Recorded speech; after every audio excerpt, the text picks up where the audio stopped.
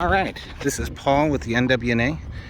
I just wanted to highlight something I saw here, which was new, which is a refurbished bathroom area at the Burnt Store Road ramp here in the Northwest Cape Coral. And as we're walking toward it here, it looks like they put in and repaved the handicap parking area right here. And look at this bathroom. It's all nicely landscaped. They put siding on the structure with this nice blue color. They repainted the railings, and I'm curious if it's that siding that's made of stucco. No, it looks like a vinyl or some sort of composite. Yeah.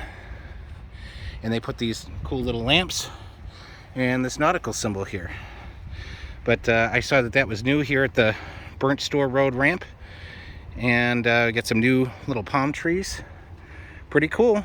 My boat's in for repair in the boat ramp, so I have a few minutes to check it out.